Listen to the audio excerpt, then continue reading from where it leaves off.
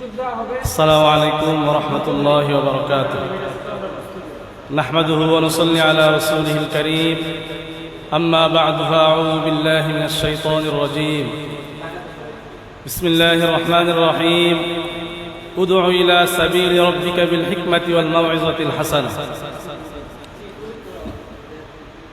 الحمد لله আল্লাহ পাক রব্বুল আলামিনের দরবারে লাখো কোটি শুকরিয়া আদায় করছি যে আল্লাহ পাক রব্বুল আলামিন এই বরকতময় এক মজলিসে আল্লাহ তাআলা অংশগ্রহণ করার তৌফিক দান করেছেন।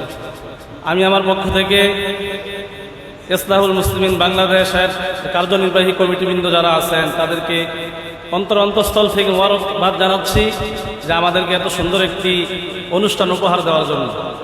আমি আপনাদের সামনে দুটি কথা আরজ করে আমার বক্তব্য শেষ করব। প্রিয় হাজিরিন, কওমি ওলামায়ে কেরাম, ওলামায়ে দেওবন্দ, আমাদের আকাবির আসলাফ যারা ছিলেন তারা বিভিন্ন দিক দিয়ে তারা দ্বীনি খেদমত আঞ্জাম দিয়ে গিয়েছে।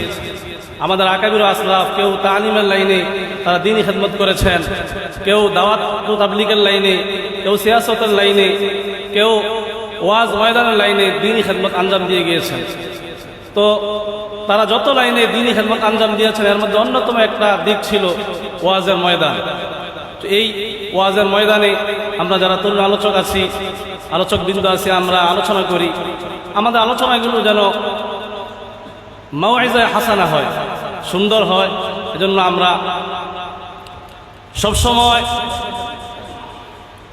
আমরা সর্বদা এই বিষয়ে সতর্ক থাকব।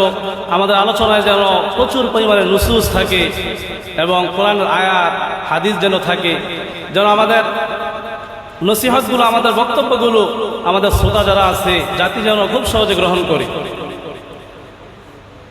আরও একটা দিক নিয়ে আমি কথা বলতে চাই যে ঐক্য এবং ইত্তেহাদ, যে আমাদের মধ্যে যেন সবসময় ঐক্য এবং ইত্তেহাদ থাকে। এ ব্যাপারে আমরা সবসময় সতর্ক থাকব।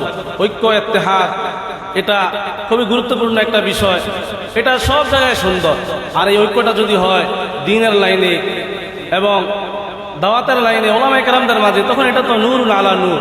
এজন্য আমরা যতদিন বেঁচে থাকবো ইনশাআল্লাহ এই সংগঠনের সাথে সম্পৃক্ত থাকবো, ঐক্যবদ্ধ থাকার চেষ্টা করবো। আল্লাহ তাআলা সেই তৌফিক দান করুন, আমাদের সংগঠনকে আল্লাহ তাআলা কবুল করুন, আমিন।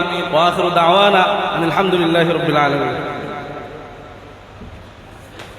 বক্তব্য নিয়ে আসছেন হাফেজ মাওলানা শহীদুল ইসলাম সাহেব, খতিব, উত্তর ধর্মগুরু কাতালিয়া, কাশীনগর।